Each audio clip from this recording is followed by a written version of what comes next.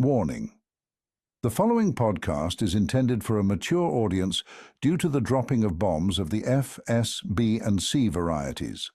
Listener discretion is advised. And now, coming to you live from the tri-state area and San Francisco, California, it's the best part of Wednesday, Waffle Box, with your hosts, Mike Fish and Kush Hayes. Welcome to Waffle Box, the podcast where we talk about anything, everything, and nothing all at the same time. Coming up on episode 177, we have a baby born behind bars. We have weird male toilet habits. Bonhoeffer is this week's movie review, and much, much more. I am Mike Fish, and I'm joined as always by the main man from San Fran. It's Mr. Kush Hayes. Kush, how you doing, buddy? Under the weather, but not out of the game yet. Kush Hayes here, coming to y'all with the People's Podcast. It's the Waffle Box. It's the original Waffle Box. You accept no substitutes. It continues to be the best part of Wednesdays. Coming to you all the way from the future home of Super Bowl 60. You love us because we do this, and we do this because we love you. Throw into the producer. Hey, guys. So a quick story from Thanksgiving dinner. My Aunt Karen proudly announced that she had made her famous gravy. I mean, it's just gravy, but I have to admit, it's pretty damn good. Anyway, I covered my turkey with it, but I couldn't help but notice it tasted a little zestier than usual. Turns out, instead of grabbing cinnamon for the pie, she'd seasoned the gravy with it. And thus, Aunt Karen invented pumpkin spice gravy. It tasted disgusting, but you know that Gen Z will make her a rich bitch by this time next year. I mean, I'll try it once. Shit, I don't know. I love the fact that Latham's aunt is called Karen. Yeah. It's very convenient. Who would have thunk? But yeah, pumpkin spice. I don't know. It's fucking pumpkin spice craze. I don't get it. I tried a pumpkin spice coffee once. And I was like, it doesn't taste nice. People say, oh, it tastes like fall. Fall sucks. Give me summer. Well, you're then the second person I know that has had pumpkin spice latte. Like, people have been bitching about this drink for a decade. But that just tells me, like, why do you guys keep drinking it? Like, you know what I don't bitch about? I don't bitch about peppermint tea. I don't bitch about hot chocolate. If I'm not drinking it, I don't bitch about it. Like, I don't get it. Closest thing to peppermint tea I do is smoke menthols. Does that count? Not allowed in California anymore. Really? Mm-hmm. Just the facts, ma'am. Why? Because Gavin Newsom is trying to save us. I understood like the reasoning behind not being able to sell flavored vapes and stuff like that because it makes it so attractive, I guess. But yeah, how about you just menthols? Keep an eye on your fucking kids? How about that? Yeah. Remember when parents used to keep an eye on their fucking kids? Fucking audacity. My parents never kept an eye on me. They just kept an ear. And if my my noise level got too high, I just found a slipper to the back of my thigh. Okay. Like my mum, I swear she had like an antenna and like heat-seeking slippers she had. So she kept me in line, bless her. But yes, as Kush alluded to, this week's Waffle Box is proudly brought to you by Hall's Cough and Throat Relief, as we are both somehow suffering from the same illness, and we both seem to have gained the symptoms at the exact same time. It was very weird. Very weird. We were discussing it before we hit record. Thanksgiving dinner. All of a sudden, our throats started itching, and now we feel like shit. Bizarre. Yeah, haven't completely shook it yet. And again, it's just one of those things. Like, did I catch this at the Warriors game the night before? Did I catch it from somebody smoking a joint with at dinner? Did I give it to anybody? Like, many questions. Still not feeling great, not feeling terrible. Like, I don't have to scrape myself off the floor, thankfully, but this is inconvenient, and I don't like it. I mean, it's a lost cause trying to find patient zero, but I work at a restaurant, so I have thousands of potential culprits that could have got me sick. The sons of bitches. They probably didn't even tip well, wankers. Probably.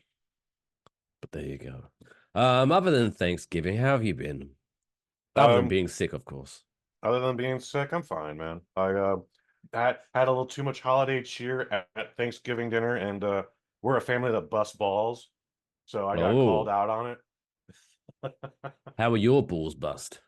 One of the cousins, I don't even remember what the fuck she was talking about. She made some grandiose declaration, and what I meant to say is, I want you to cite your sources, ma'am. And instead it came out, I want you to sort your sites, ma'am.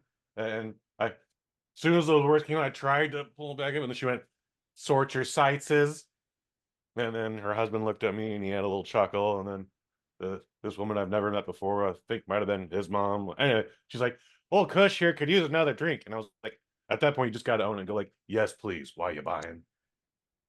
I don't know. I had the unfortunate responsibility of being designated driver. Oh yeah, no, we just Ubered. I was just like, no, I'm not putting myself there. No, where we were celebrating was like an hour away. Oh, yeah, you can't do that. I'm not spending that much on an Uber. No. So I was shotgunning some non-alcoholic beers. Yeah. Yeah.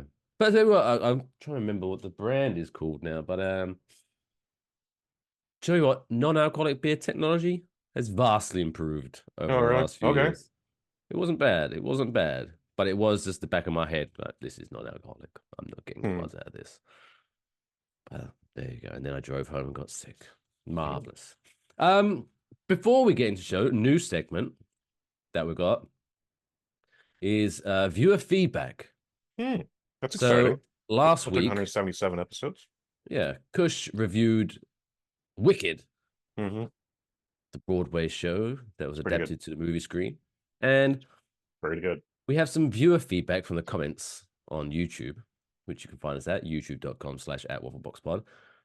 Username @Splooge on Google, which you always know it's going to be a good time when Splooge on Google. Ah, yes, the theologist thoughts or their thoughts.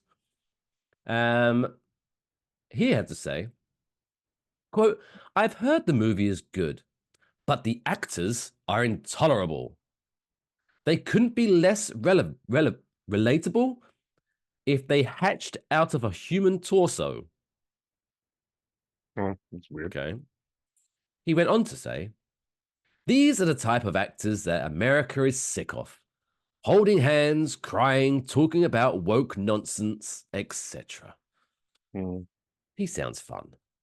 There's not really any woke nonsense in there, but keep going. No, that was it. Thankfully, he just ended it with that. But okay. I guess thank you, Splooged on Google, for your fantastic feedback. Yeah, I don't know what his problem is. Cynthia Erivo is great in everything she's been in. Maybe she's not in everything good, but she's been great in everything she's in. And then Ariana Grande, that's too old. I was already way too old to be watching any of the Nickelodeon shows that she was on. No, I think I maybe heard one song of hers. Never seen anything else she's done before Wicked. Thought she was fantastic also. Like, yeah, I don't know where he's coming from, especially since I didn't see the movie. Well, Kush, you probably don't spend as much time on the cesspit that is social media that I do. But my clue, or my guess, I would say, because if you do spend any time on social media, especially Twitter/X, I think the woke nonsense that he's alluding to is that between me and you, Kush, one of the actresses in this movie. But wait, coast is clear. Okay, it's just us here, don't worry. Is black. Get the fuck out. I know. And if you spend any time on social media, anything involving a person of color is woke nowadays, apparently. It's woke nonsense. So that I'm going to assume, we don't like to assume anything about anyone based on a single comment, but there are lots of things that I can assume go on in Splooge on Google's mind on a day-to-day basis. And it's probably not the best, but there you go. But I guess thanks for your feedback. If you would like to comment on any future videos, head over to youtube.com/@WaffleboxPod and let us know your thoughts.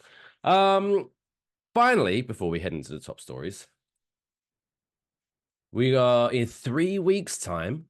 Oh my God, where has the year gone? We have our Christmas Day special because Christmas Day this year falls on a Wednesday. So a brand new episode of Waffle Box will be dropping in your podcast machines on Christmas Day. So I thought I'd try. I don't know how successful we're going to be on this, but I thought I'd try to steer people into a certain direction. So as you know, we have a telephone number and people can give us a call and leave us voice messages. So I thought it's a little bit of fun. It might be a little bit cliche, but whatever. If you want to give us a call and leave a voice note and let us know what your favorite Christmas movie is, not which is the best, what your personal favorite Christmas movie is and why, let us know on 347-559-5227. That's 347-559-5227. And we'll play the clip on the show and discuss. I think that'd be fun because I'm assuming it's going to be a little bit different, that show, than normal on Christmas Day, but we'll see. So let us know. Looking forward. 347-559-5227. On that note, I think it's about time that we head into this week's top stories. It's now time for this week's top stories. Bubbles. 'Tis the season for immaculate conceptions. As I don't know if you're familiar with the story of Jeezy Creasy, but apparently, God got a little freaky and sent down his sperm energy and impregnated a young lady named Mary, and thus began the story. But things might not be as unusual as the story might sound, because we might have an actual real life immaculate conception, Kush. I don't know if you heard about this. I haven't. Break it down. And it starts off with two alleged, we have to say alleged because they haven't been, they haven't had their day in court yet, but two alleged murderers. Oh my goodness. Ooh. Daisy Link and Joan DePaz. So apparently they were able to conceive a child while they were both locked up and have never, ever met each other in person. So they're not in a relationship, but they're both pregnant. No. Okay. Well, one of them's pregnant and one of them's a father. Oh, fascinating. But they've never been in the same room together, never even seen each other. No. Interested? Yeah, so, I mean, it sounds like someone jerked off in a cup or whatever, and blah. I mean, it happens. That can happen. The end. Thanks for tuning in. See you next week. No. So after delivering their child, which was a baby girl, Mazel Tov, in June of 2024, the parents explained how they were able to get pregnant from behind bars at Turner Guilford Night Correctional Center. Shout out to Turner Guilford Night Correctional Center. If any of the guards are listening to the pod, that'd be pretty cool. Do you reckon that? Like some of the guards like just chill out. They're high-fiving each other right now. Like, yeah, like, fuck yeah. That's us. Whoa! Let us know. Enjoy wafflebox@gmail.com if you are listening at Turner Guilford Night Correctional Center. So Daisy Link, which is a great name, even for a quote-unquote apparent alleged murderer, still a cool name, claims her daughter was procreated by DePaz by putting his semen in a saran wrap and then passing it through vents. Oh, God damn it. With the Link then inserting the sperm through a yeast infection applicator. Ew. So the semen was passed through the L-shaped vent using bedding material several times a day. So, dude, this guy was just all day just jacking it in prison. Nothing else to do, I guess, yeah. But where's he getting the saran wrap from? I don't know. Yeah, he's just got so much saran wrap. Like, the kitchen is probably like, where the fuck is all the saran wrap?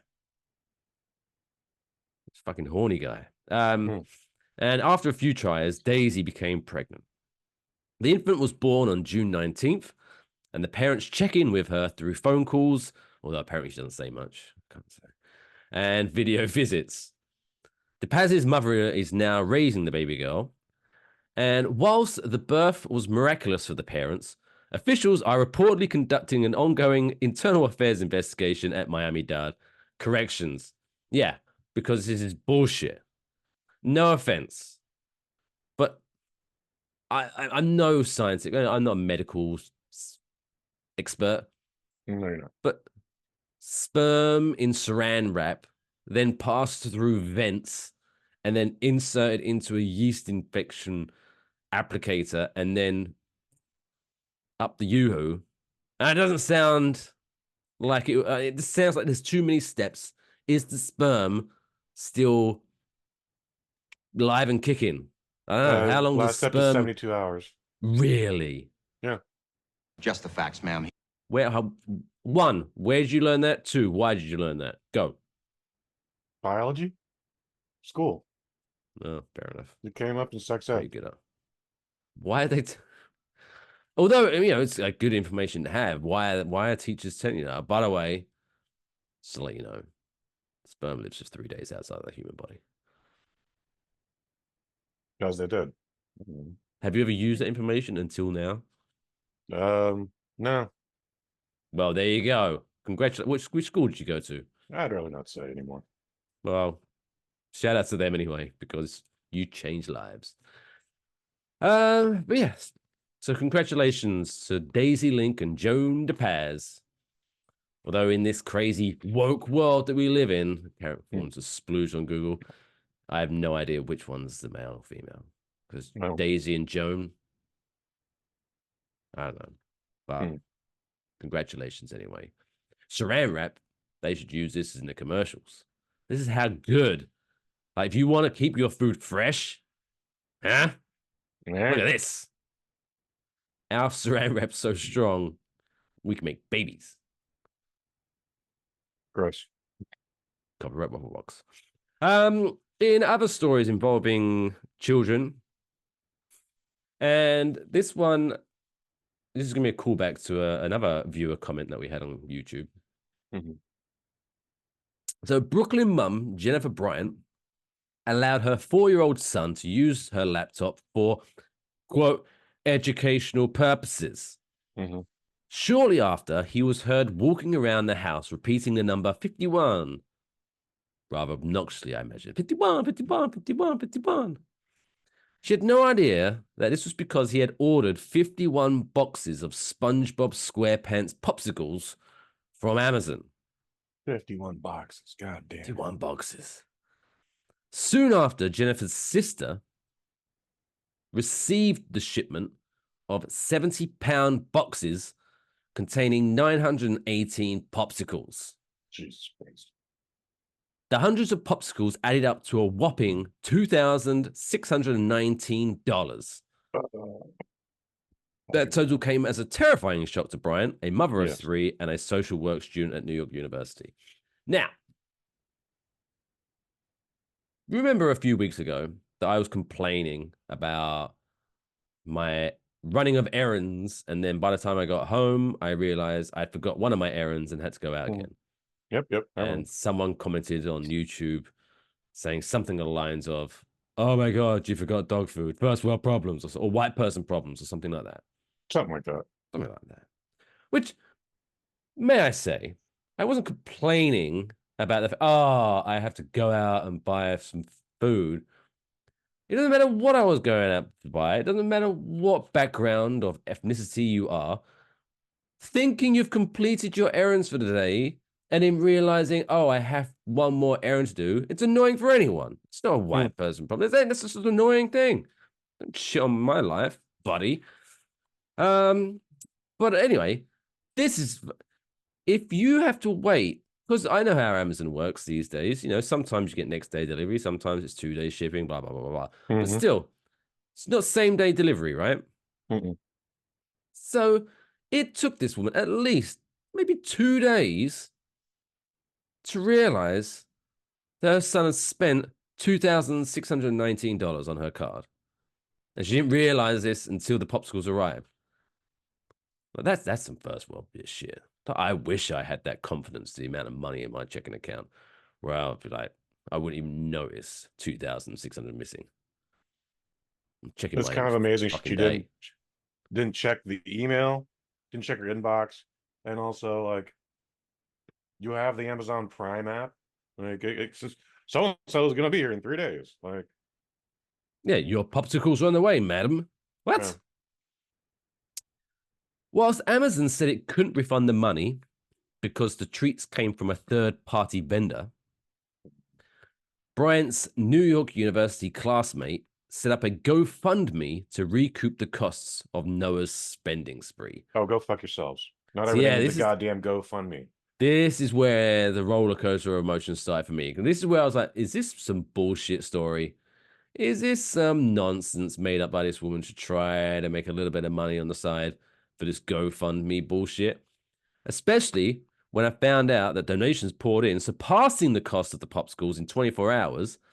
And by Thursday, November 28th, it reached $25,000. Go fuck all of yourselves, okay? By the way, there should be no more homelessness. Like, there should be no one on the streets right now. If people are able to just give out $25,000 because you don't know how to keep an eye on your kid, fuck that. Oh, dude, I'm furious by this news. Bryant said that she intends to use the extra money on school and support for her son, who has autism spectrum disorder. Which I guess is like, I guess it's going to, but still, I don't know. Something seems shady to me, especially when Amazon has then said that it will match the cost of the popsicles to go to a charity of her choice. Which I guess that one at least is still. But this fuck you, Amazon. This sounds sketchy to me. No, I might bet start like she needs $2,600. I bet it was absolutely innocent for the GoFundMe, and they were not expecting 25 grand. But also, just fuck you. Like, don't give your kid a goddamn computer. Don't give your autistic kid a goddamn computer either. And parental passwords and all that good shit. Like, no, she needs to eat that $2,600. Facts. Just the facts, ma'am. Well, maybe I'm gonna start. I'll just make up a story about I left my laptop open and my dog accidentally bought $10,000 worth of chew toys. I was there for the GoFundMe and let the money roll in. Little paw just went like doop. Yeah. I was there. It happened. It was very, very tragic. And yes, it was from a third-party vendor, so Amazon can't refund me, unfortunately. So please set up the GoFundMe. I would be appreciative. Lastly, you know how sometimes we live our lives inside our own little bubble and we sometimes realize that, no, the outside world can't be any different from my experiences. My experiences is what the experience is to everyone. I'm often disappointed by that, but yes. But there was a viral trend on TikTok. Oh, I fucking hate saying that phrase. Where apparently it was like, oh, this viral trend by most men. I was like, well, I'm a man. Do I do this? Let me read some more into what I do. But women apparently are venting on TikTok that men store water bottles at their bedside so that they can urinate in them instead of getting up to use the bathroom. No, I don't know anyone that does that. No, I've never done that. I've definitely never done that. I have water bottles by the bed to drink the water out of. Yeah. And then I throw it away. Recycle, though. The Rock, that's the thing that came up where he's peeing in bottles and leaving them around the set and the gym, which is also just kind of like, Dewey, what's wrong with you? That's gross, man. Like, you can take 30 seconds to go to the bathroom and pee like everyone else, or you have to throw away the bottle yourself instead of making the PA do it. Jerk. Oh my goodness.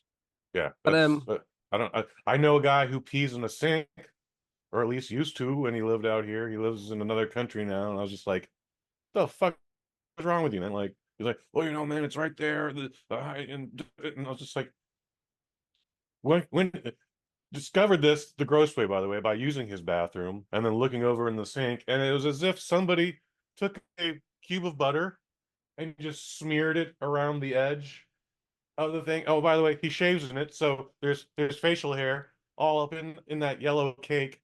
And I was just like, couldn't even wash my hands in it, but I had to go up to his girlfriend and go like, I know you know about this, bitch. What? Why are you tolerating this? Wait, what was the butter thing smeared? He doesn't clean the sink, so piss residue. It's Oh, no, if you're going to piss in the sink, aim for the drain. yeah. Also, put water. What are we, How about water? animals? But, Oh, yeah, no, run the tap while you're doing it. yeah, no, it's caked in piss, dried. Was piss. it like a studio flat? Yes. Yeah, I don't judge you. No, that, I mean, it's a studio. It's still, excuse me, it's a flat, 2-bedroom, 2-bath. Oh, okay. So, but still. so I can appreciate something. If it's like a studio where it's like all open plan, and the bed and the sink is closer to the bed than the bathroom, I can, yeah. No. I could see myself doing that. But yeah. But anyway, this disgusting hack has become a viral conversation online where women are coming together and sharing stories about their partners who use the concept as a lazy excuse to stay horizontal. A few bedside urinators admitted to the tactic and commented under the video with their takes. Quote, a piss bottle? I thought everyone did this. I've been doing this for over 10 years, commented one man. No, that's weird. No. Because I'm just trying to think, right? Fine, I play devil's advocate. Okay, you're thinking, okay, yeah, it's kind of annoying if you wake up in the middle of the night, you need a piss, and you're like, oh, fuck, I'm going to have to get up, go to the bathroom, piss, wash my hands. There might have to be some lights turned on for me to do this. There is a risk that I'll wake up too much and I won't be able to go back to bed. Mm-hmm. And which ends up happening. But I'm just trying to think. The concentration, because I'm going to want to make sure I'm pissing into this bottle and not on my bed sheets, on the floor. Mm-hmm. So the level of concentration that I'll have to use to make sure I achieve that goal, it's going to wake me up. So just get up and just use the bathroom. Yes, and when you're not peeing in the bed, Mike Fish, have you ever just tried to like casually sip something and you're just at the wrong angle or your fingers slip and now you're covered in your water or whatever it is? Like, I would be afraid I would drop the bottle and spray piss all over myself, on the bed, on the floor. Like, just guys, unless you're like disabled, you can't use your legs or whatever, you get up and go to the goddamn bathroom. Because as well, so some people might be going, well, you kind of take ladies, the bottle, you're tolerating this shit, and you press it against yourself to create a seal, so all the piss is going in the bottle. But science, if you create a seal by making sure the tip of your penis is rightly in, the liquid coming out of said penis is going to be warm. Mm-hmm. And it's going to cause some condensation or something. And that's going to, basically, if you've never pissed in the bottle, it can then suction itself onto the tip of your penis. Well, terrifying. Which, exactly. So either way, you're being woken up. So just get the fuck out of your bed, go to the bathroom, piss in it like a man. Fucking weirdos. Weirdos. I've yet to find out anything that happens on TikTok where I'm like, oh, that's pretty cool. Or, oh, that's nice. It's always weird shit. Mm-hmm. Stop using it. By the way, we have a TikTok account, but we never used it. But there you go. Mm. So yeah, that's weird top stories this week.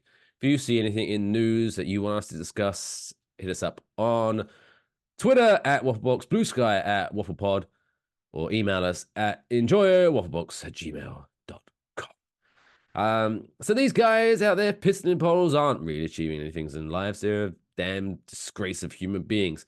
But there are some people out there achieving things with their lives, so much so that the Irish brewery is giving them certificates that their mum can put in the fridge and be proud of their baby boys. It's now time for this week's Dumb World Record of the week. Why? Why? Why would I? Why? Why? Why? Why? Why? Why? Why would you want to do that? This week's Dumb World Record comes to us from the United Kingdom, Oh. where YouTuber Ross Twiddle, whatever. Anyway, from wrestling review channel Cultaholic, if you've ever heard of that channel, used to be. I think I have. There was once a channel called What Culture, and then they had arguments. They had arguments, and they split off. And some people went one way, and other people created Cultaholic. The end.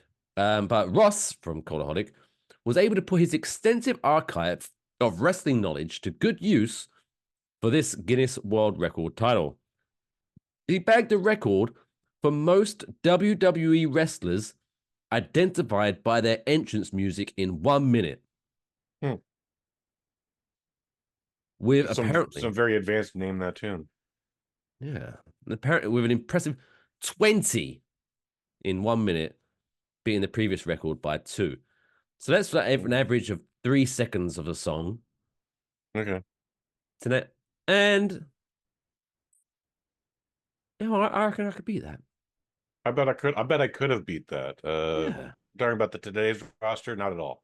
But I mean, it does state in the story that it's well, who knows if these are the actual songs that were used, or if they were just citing their general knowledge of, like they said, like Stone Cold Steve Austin and all that stuff. But like Stone Cold Steve Austin, I'd be able to get in half a second. As soon as you Steve Austin, boom.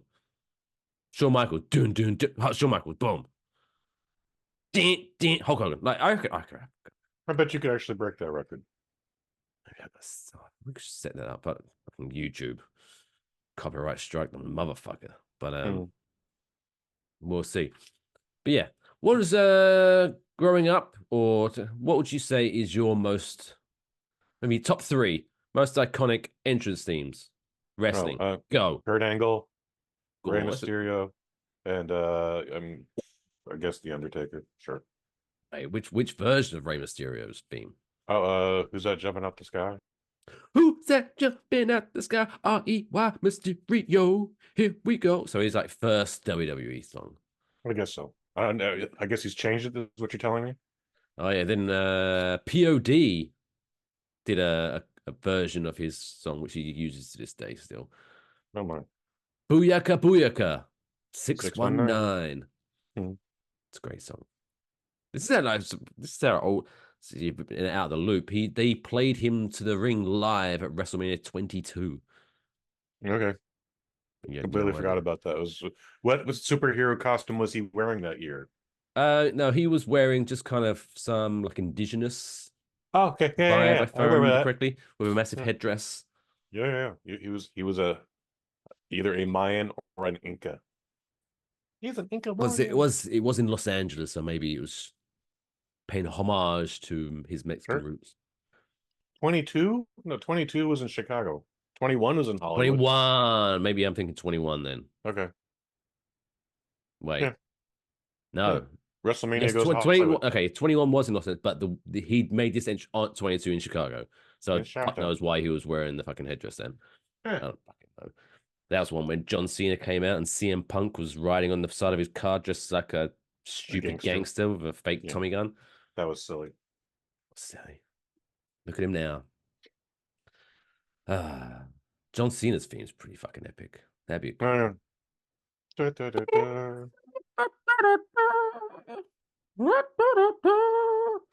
I'm untouchable, but I'm forcing you to feel me. That's a great line, actually. My time's now. You can't see me. My time's now. My time's now. Well, congratulations, so and so. Yeah. Do you reckon he makes that joke like whenever John Cena goes to the DMV and he walks up to the window? It's not your time, but my time is now. Well, No, maybe not. Or the deli where you have to pull your number out of the thing. Yeah, I still hope not. No. Well, good luck, John Cena, for your 2025 retirement tour anyway. And yes, congratulations to YouTuber Ross Tweddle. I don't know your name. Good job, Ross. For getting 20 wrestling themes in 60 seconds. Well, that does wrap up the first half of this week's Waffle Box, episode 177. Good Lord. Still to come, we got this week's birthday, Blackjack. Kush is going to review a movie, a feel-good story, and more, blah, blah, blah, blah, blah. But we're going to take a short break while I blow my nose, and we're going to have a little message from Grandpa Spud's paying some bills. The BRB.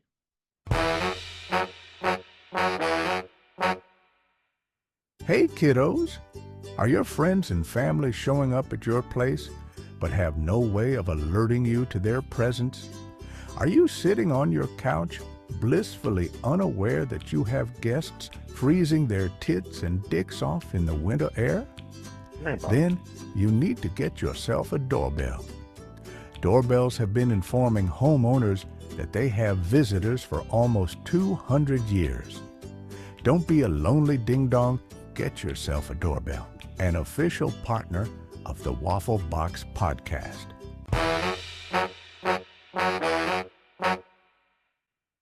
Should send that to fucking Amazon. Motherfuckers will never ring the doorbell. Place your bets.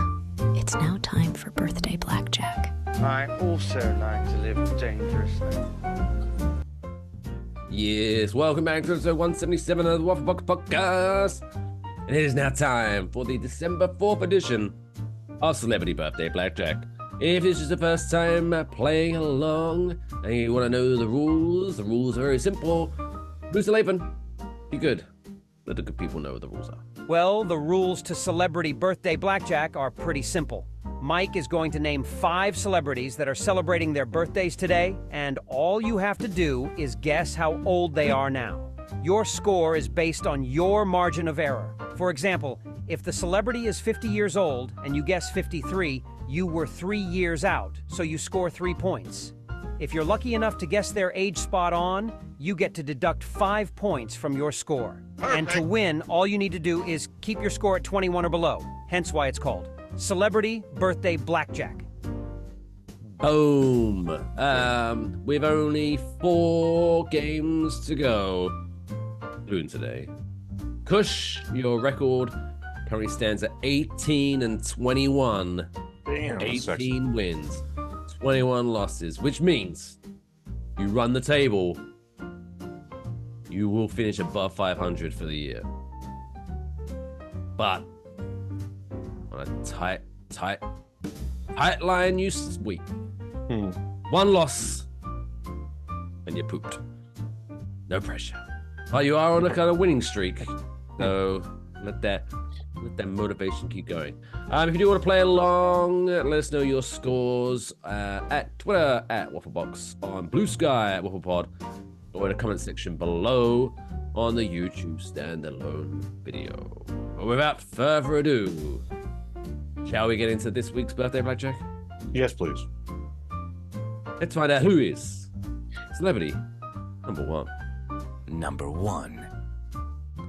American model and TV personality and host of I believe America's Next Top Model, Miss Tyra Banks.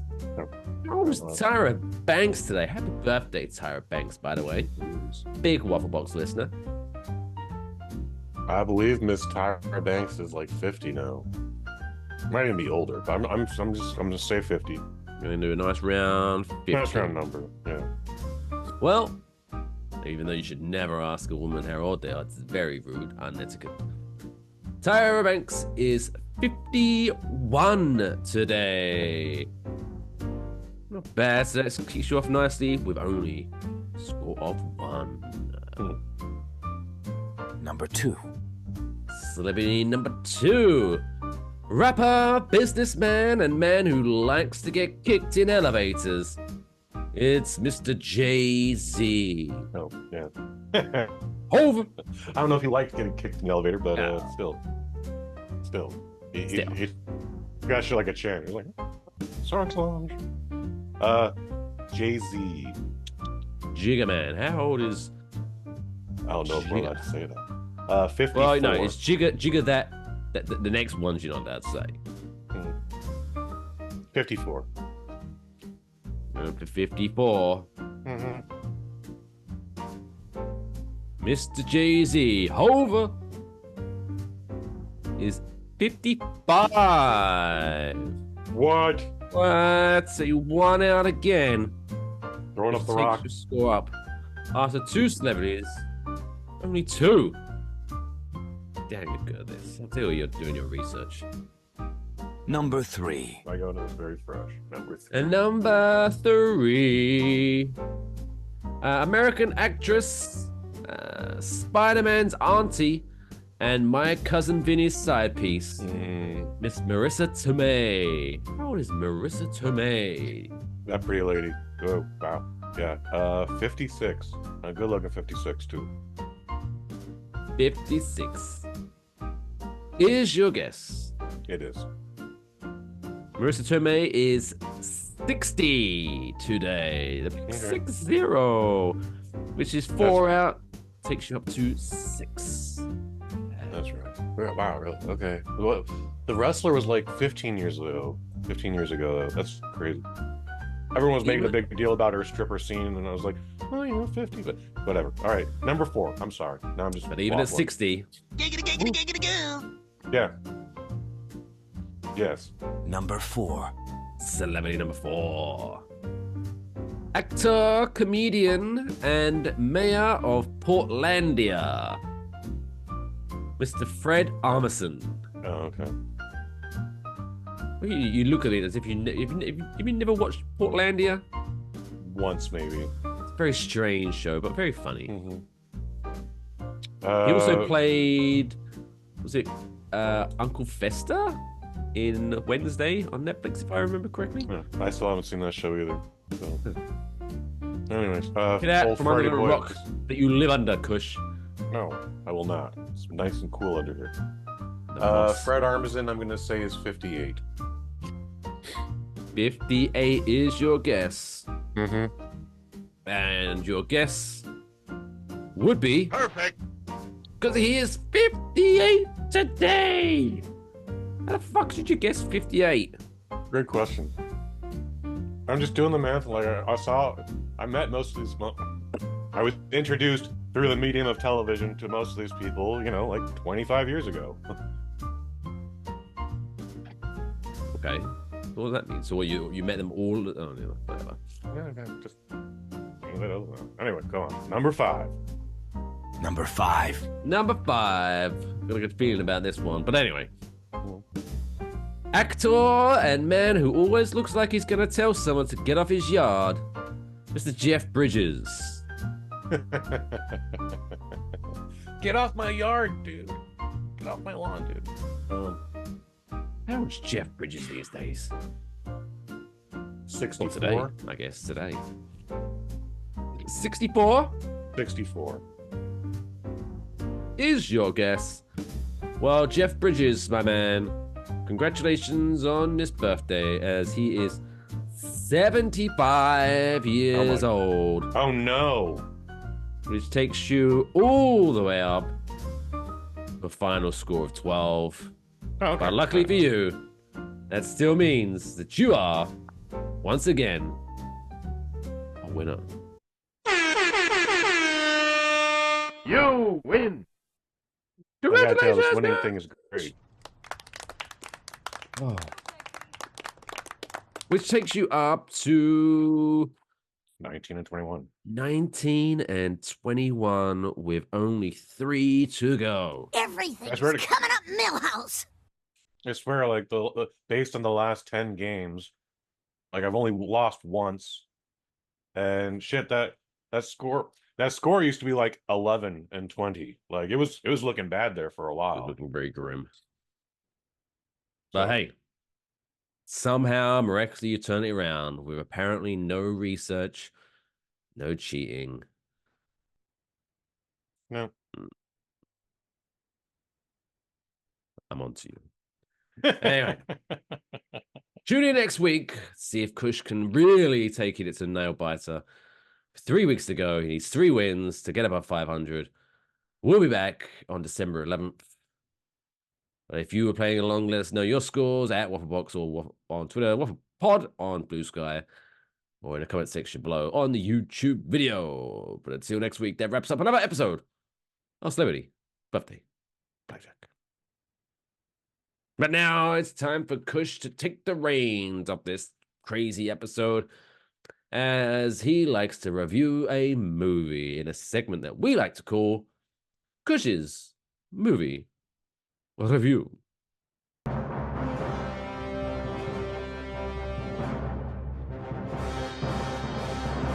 Kush's Movie Review. This week on Kush's Movie Review is Bonhoeffer, which when translated into French means good Hoffer. I don't know what Hoffer is. But it's good. Although looking at the poster, which is my only research for this movie, doesn't look French. I'll say that much. It looks like there's a sketchy dude in the background with a very telltale kind of mustache. It's the worst Charlie Chaplin impersonator ever. But apparently he loved animals and was a good painter. That's a word in the That's street. debatable, actually. Yeah. So yeah, Bonhoeffer, Kush. What's this movie about? And is it any good? Well, we are talking about Bonhoeffer, pastor, spy, assassin. It's a very sexy title, and it's actually very misleading. We'll get into that a little bit later. PG-13, 2 hours and 13 pretty dry minutes, honestly. Like, I feel like we could have cut a couple speeches about Jesus out, but a lot of it is very good. This is about a man named Dietrich Bonhoeffer. He's grew up a young German boy. But before we get into that, written and directed by Mr. Todd Komarnicki, and stars Jonas Dassler in the titular role of Bonhoeffer, and David Johnson. We spoke about him a few months ago. He was the android in the new Alien Romulus, and whether you loved it or you hated it, everyone was unanimous. He was the best part of that movie. And then one other, Clark Peters. He's been in all sorts of shit that you've seen or haven't seen. So Bonhoeffer, he's grew up in a little German town, just, you know, nice, healthy family, you know, got sisters, got a brother, they're real tight. Dad seems to keep to himself. Mom's doing mom stuff and encouraging the little boy. And one year, big brother gets shipped off to, I guess it's World War I, and does not come back. Sad. This leaves, for whatever reason, Mr. Bonhoeffer decides to join the sermon and starts taking lessons at the clergy, or what? I'm sorry, I forget what it's called, but you know, he went to priest college. I don't have a better word for it. Very sorry to all those out there, not trying to make fun of nothing. And you know, he learns and he studies theology and this and that and the other, and he's ends up coming up with some radical ideas. And while he's quoting Jesus, he's quoting like the things that people hated Jesus talking about, which is like, yeah, you know, a church isn't for the people who go to church; it's for the people who don't go to church.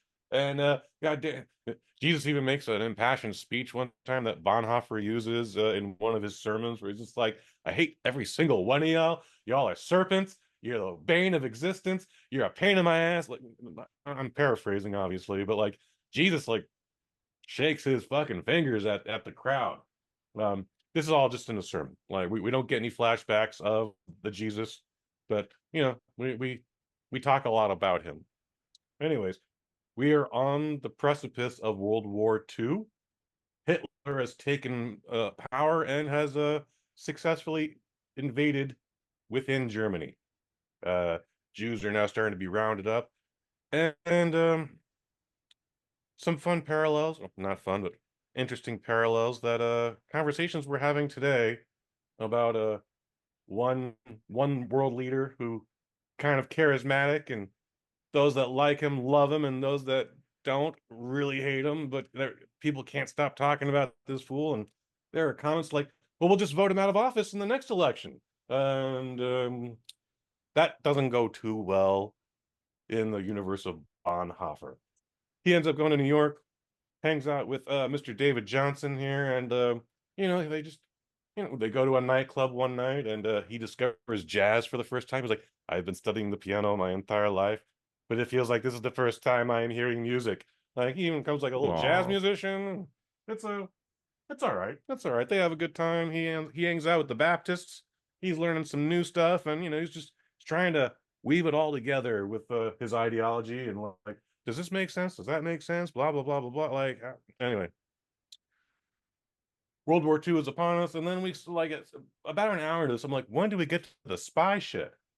With Pastor for sure, spy, not seen it yet. Assassin, I'm wondering where this is going. When it comes to the spy stuff, yeah, maybe the James Bond and the Mission Impossible movies have tarnished what real spies do. Like he sneaks in and out of Germany a few times with a fake passport. We never see any of the tension in that. I think we could have had some great scenes where he's at customs and they're like,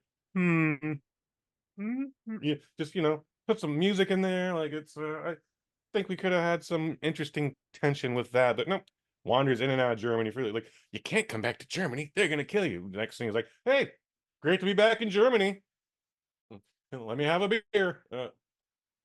At some point he makes his speech and starts talking mad shit about the Nazis and the SS and Hitler, and that word gets around, and so they're like, yeah, you gotta leave Germany, man. Here's what I want you to do. I want you to be our spy. I feel like they actually shoehorned that line in to come up with the spy stuff. I want you to go to England, and I want you to walk around, do this, do that, just learn what they're talking about. He hangs out just with a group of priests, makes a declaration that Nazis are shitheads, and I guess that was his spy thing. And it's like, oh, okay, I guess. Then we get to the assassination part, and sure enough, bunch of priests in a room. Like, we got to get our hands dirty on this one, guys. Like, we're running out of ideas, and we're running out of people. All the kids in the congregation have been turned into Nazi youth sympathizers. Point: we're gonna have to kill Hitler. And if you've ever opened up a history book, you know they do not succeed. Sorry, that's not a spoiler alert. However, when we get to Hitler's attempted assassination, it's kind of funny. I mean, I had an internal chuckle. They put a suicide vest on one of the guys, put him in an SS uniform, and the idea is, as soon as you see that caravan coming, hit the button. You're gonna have 10 minutes till that thing blows up, and you cannot turn it off. So Hitler comes in, does a little inspection, talks with the guy in the suicide vest. He obviously has no ideas in a suicide vest. And he's like, yeah, Mein Fuhrer, look, we have all these jewels and all these treasures from all these countries that you have single-handedly taken down with only the strength of your reserve. And he's like, cool, smell you later, I'm out. And the guy's like, oh no, the vest. And like, I will not tell you how that ends, but it's anticlimactic.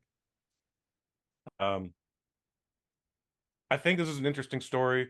I know it's pretty independent. It was distributed by Angel Studios, which, as you may or may not guess, does a lot of faith-based movies. The movie is about a priest. So yeah, we're going to get a lot of talk about God and Jesus and throw around some theological theories, and just what about this and what about that? What do you think he really is looking in on us? Like, but I am also tired of people like there's an interesting story in this. Could it be a little shorter for what it was? Absolutely, it could have been a little shorter. But I have a problem with people just dismissing faith-based movies, even though I wouldn't necessarily call this one. This was definitely like a, I don't know, maybe it's not even an espionage movie. I'm not sure what this movie was trying to be, other than a biopic. It's a biography about a real man. But it's strange. Unless someone is saying Jesus Christ as a curse word, people are afraid they're going to be converted as soon as they leave the theater from one of these things. Like, just it's an interesting story. Just don't look deeper into it. Having said that, there's this new trend happening, and Angel Studios is doing this thing where they call it pay it forward. So as the credits are rolling, that little QR box pops up in the corner. It's like, hey, if you like this movie, pay it forward and buy a ticket for someone else. And by the Oh, way, this is not a donation. And I was just like, that one, you're absolutely donating a ticket. But two, who's getting this ticket? Like, by the way, I saw the last screening today, so I don't know who's getting this pay it forward ticket. oh, is it not like a like put your friend's email and so you're buying at least you're buying a friend? You know what? I didn't bother to scan the code. I don't even want to be on Because yeah, if it's that. just going some random like what the fuck? Yeah. There was a movie that came out last year called Sound of Freedom. I believe it was from Angel Studios, but it was about uh um A drama. Jim Caviezel. Did you see it? I didn't see it, but I know of the movie. Okay. Well, they started the whole pay it forward program. So like if you looked on your Regal Unlimited app and you were trying to get a ticket for Sound of Freedom, you'd see like almost every seat is sold out. But then if you actually just went there and peeked your head in, you just see like 4 dudes hanging out going, wow, this is a great movie. Oh, yeah. I'm not still sure what to make of that. There was nobody in our theater, and the seating chart was not blocked off either. So, anyways, Sounds like a scam. it's something. I don't know if it's a scam, but I'm not. If I want you to see a ticket, Mike, I will just buy you a goddamn ticket. And I'll go like, hey, dude, what are you doing on Saturday at 7:00? Now you're gonna go see Bonhoeffer, pastor, spy, assassin. So yeah, it's got to do it in person. Otherwise, it's like, oh hey, yeah, I bought you a ticket to go see this movie on Saturday. Oh, we're going to see the movie together? No. I just bought it for you. You go on your own. I'm busy. Yeah. Oh, okay, that's weird. I don't necessarily understand it. I think the gentleman Todd Todd did a good job directing. Good job, Todd. With the resources he had. He actually has some really cool. There's a fun scene where he's in the jazz bar. He's people love him at the jazz bar. He's just playing with the band and he's just rocking on the ivories. And that camera circles him like 7 or 8 times. You don't get dizzy from it. I like the scene. It's interesting how much money they've spent on Nazi propaganda and costumes. Like, there's a lot of Nazi shit in this. And why wouldn't it be? It's Nazi Germany. But at the same time, it's like, wow. I think Indiana Jones would be jealous of how much Nazi shit is in here, dude. Wow. So it's okay. It has a lot of potential to have been better, to be good, maybe even great. Sadly, I can't give it better than a 3. For a long time, I was like, yeah, I'm digging this. This is a 4. And once I left, I was like, no, this is a 3. I don't know. Yes, there was an assassination attempt on Hitler, but it failed. So I don't know if we can necessarily call him an assassin. Like, he kills nobody in this movie, which that isn't a bad thing, but I'm just like, the title's a little misleading to me. He's not a very good assassin, if anything. Well, he wasn't even there. He was in fucking Washington, D.C. at this point. He had to call Germany. He's like, so how'd it go? He's like, not good. And I'm like, ah. So, anyways, Bonhoeffer, pastor, spy, assassin. Lover. 3 out of 5. Congratulations. And also, just shout out, because I was doing a little research. So, Jonas Dassler, who plays Dietrich Bonheimer in this movie. One, I wonder if long distance he is related to Adi Dassler, founder of Adidas. I wonder. I'm sure somewhere along the lines.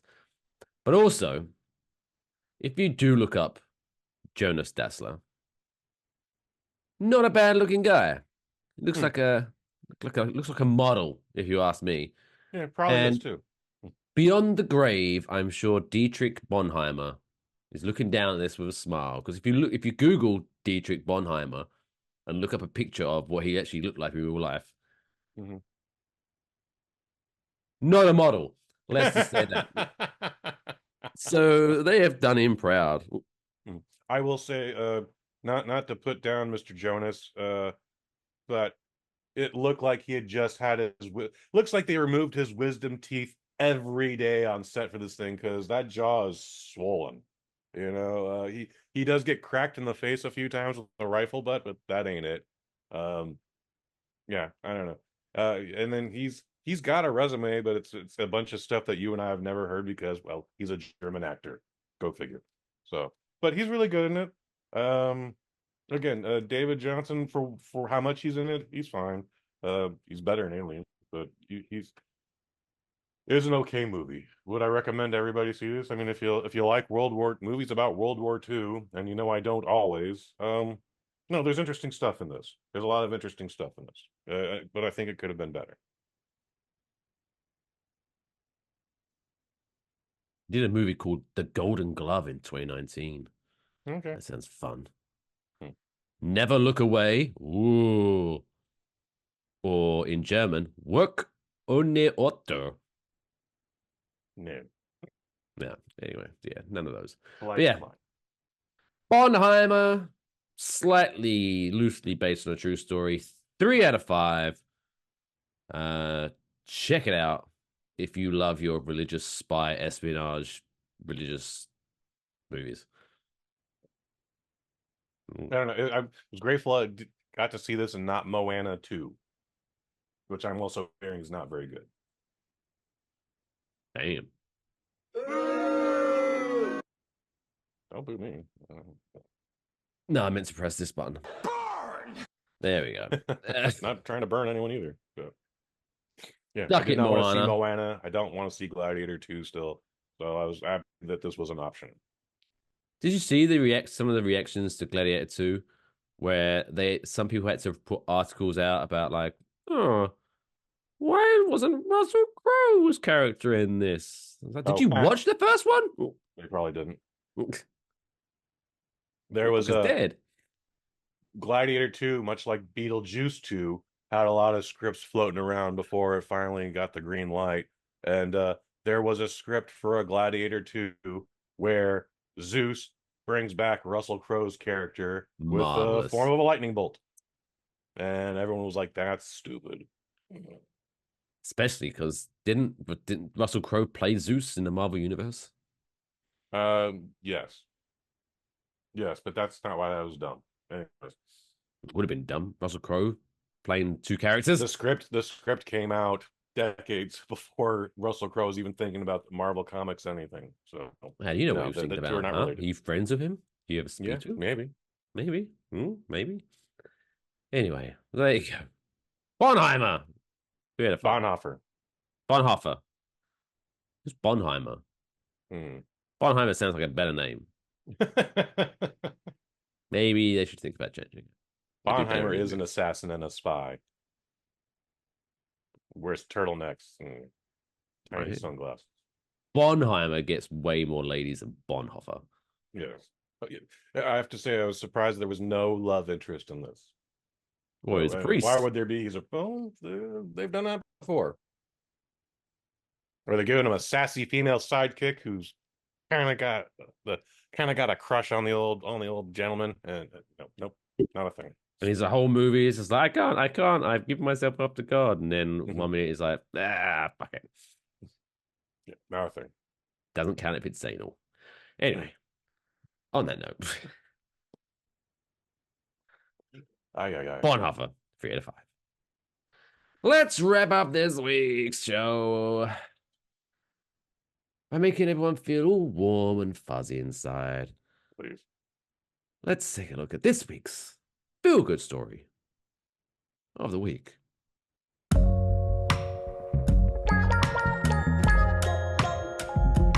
It's the coolest fucking story I've ever heard in my entire life. That's insane. Can I hear it again? This week's feel-good story, once again, it's been a couple of weeks, but feel-good story involving a police officer. What? A Wisconsin sheriff's deputy came to the rescue of a 10-year-old who called 911 to ask help with math homework.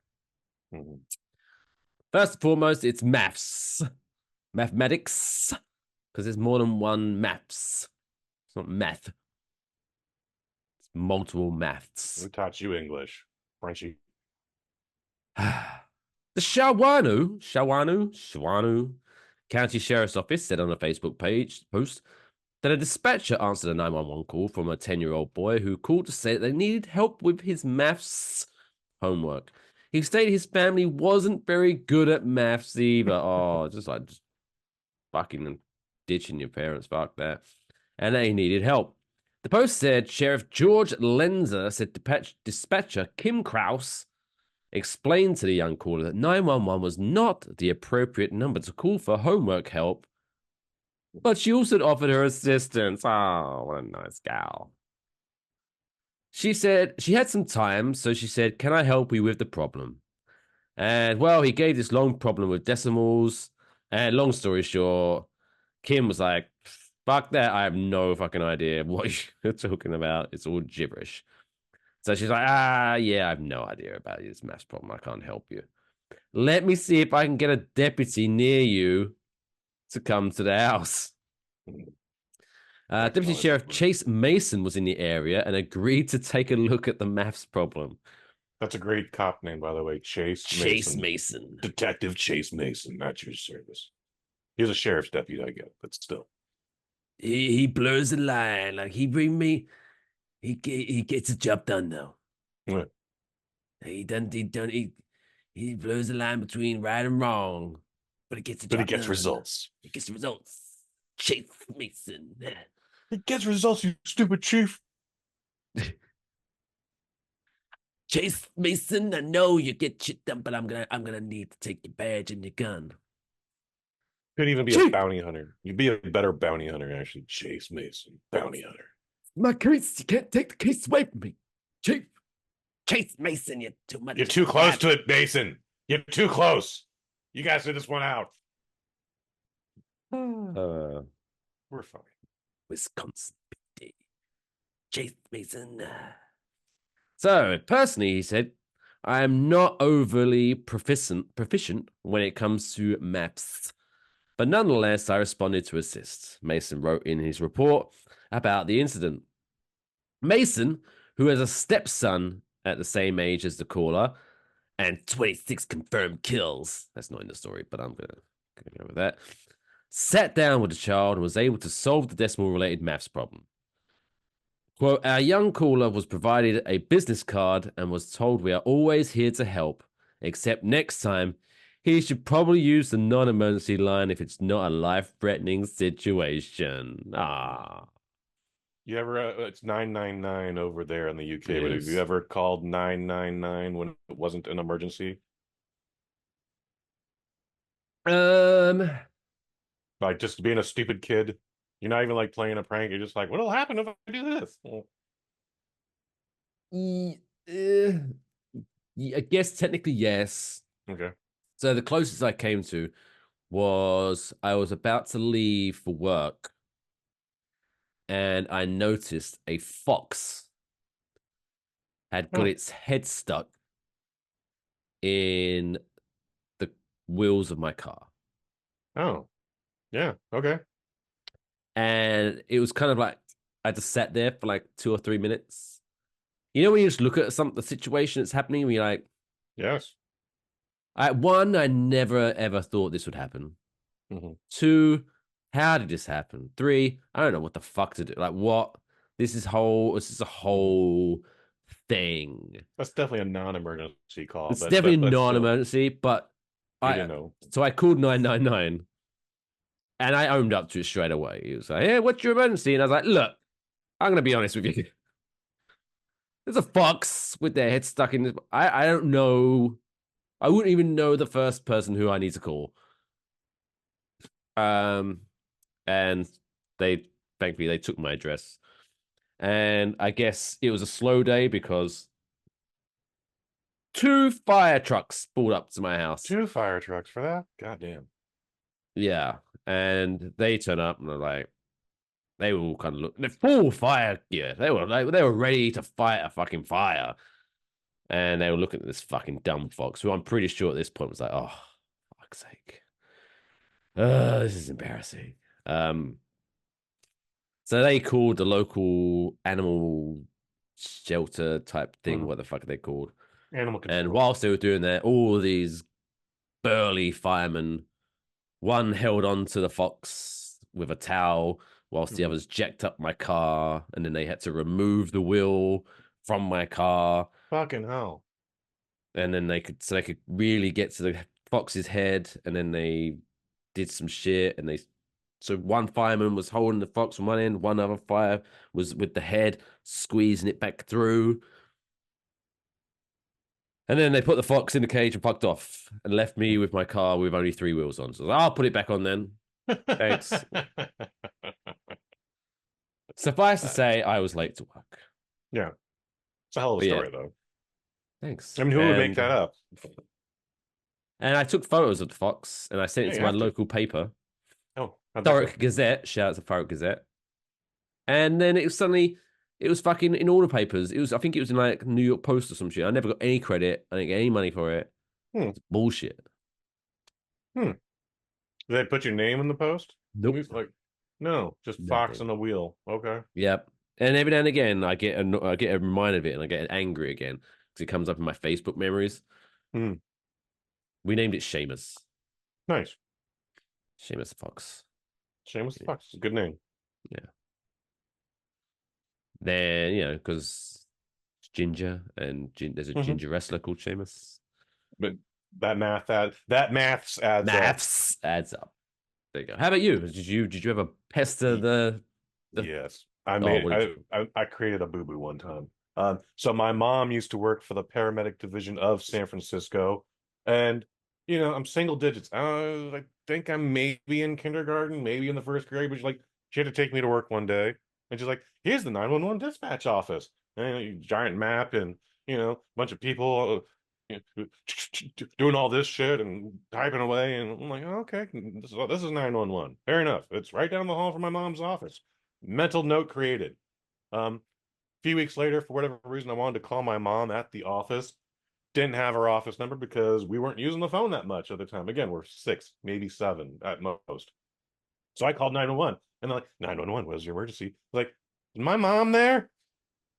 Huh? My mom. Yeah. She's in the office next door. Just knock on the wall. She's just down the hall. Can you see my mom is there? And they're like, whatever happened. I don't know. For some reason, I ended up calling 3 more times. So they went, oh, there must be a crime happening here. There's a little boy who keeps trying to reach out to us. So they sent the police and the fire department and the ambulance. And it all of a sudden, like, doors are being banged on and the phone's ringing, like, so why'd you call 911? I'm like, I just wanted to black and I don't think they were fining anybody for that yet, but it was a bad look that day, and I think I probably got punished. Oh, I'm sure they were fining people for the time, but I think in this situation, I'm sure, unless she never mentioned it, I'm pretty sure Mrs. Hayes, Mama Hayes, probably got like a stern talking to. Like, you need to Mama Hayes probably had a private meeting that day. Yeah, it's like, you need to fucking tell your kid not to call 911 ever again. So the closest thing I had to that, I remember I was working at a gambling establishment. Oh, fun. And where our location was, there was a police station, like across the block. So where if you're sitting at the front door, you can see there's a police station. Boom. And I hadn't been working there very long. It was late at night, waiting to close up. Like, the manager was locking up, and I was just there, like, maybe like 17, 18, And then I see these buttons under the counter. And it's like 2 buttons next to each other. I was like, oh, wonder what these buttons do. Boop. Press 1 button. Nothing happens. Maybe I'll Silent alarm activated. Maybe I'll try the 2nd button. Nothing happens. What if I press them both at the same time? Press both buttons at the same time. Nothing. Oh, that's kind of disappointing. And then about 30 seconds later, 15 police officers come running out of the police station towards me. I'm like, uh-oh. I think I may have worked out what these buttons do. Yeah, it's first they came in and was like, "Is everybody here? What's going on? What's going on?" It's like, so let me tell you about these buttons that I found. I was like, oh, fuck. So yeah, apparently those were the panic alarms. So if someone's trying to rob the place, we press those buttons and they fucking come. Yeah, suffice to say, I was pulled into the office the next day and was like, yeah, if you do that again, you're fired. Because if we do that again, we're gonna get fined a lot of money. So I never touch those fucking buttons again. Smart. Yeah, it's a man's curiosity with pushing buttons that he doesn't. But we don't know what they do. I think it's deep in all of us. And I gotta say, even to this day, at the ripe young age of 46 button inside one of the TV trailers, it's like what if a star wipe happens? Like I don't know. All I know is like I have to constantly do this, or like no, don't touch the button, stupid. Well, I think the joke's on them. It's bright. It's blinking. If you hire me, and at some point you're gonna put me on the front door, the first thing you should fucking tell me is, oh, by the way, there's these buttons here. Yeah, don't touch the button. This is what the buttons are for. Don't fucking touch them unless there's an emergency. No one told me what the fucking buttons were for. So I'm gonna take maybe 50% of the plate. At most, because I'm generous. There you go. I think that's fair. Yeah. Let's wrap it up, buddy. Daddy's got to go to bed. Yeah. By the way, yeah. Behind the scenes, how the sausage is made. This episode, I think, is going to be maybe like 1 hour, just over an hour long, because we've sped through it. But the recording of this has taken a lot longer because between each segment, I have to stop and blow my nose like a motherfucker. We are both sick. But you know what? We put it together for the love of our 7 listeners. And through your dedication, we appreciate you. Hugs and kisses, baby. I got nothing. Yeah. Go to kushhays.com. So real quick reminder, give us a call on 347-559-5227. That's 347-559-5227. Leave us a voicemail. Let us know what your favorite Christmas movie is and why, and we will play that on our Christmas Day episode. Follow us at Wafflebox on Twitter, at WafflePod on Blue Sky. We're also on Blue Sky at Mike Fish and at Kush Hayes.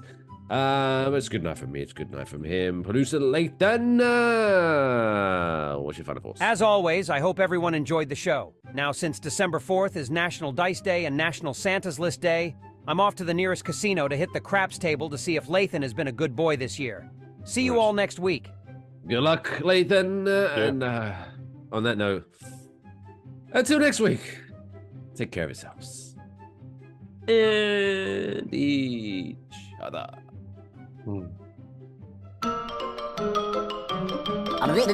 That's all, folks. Pay me off, Johnny.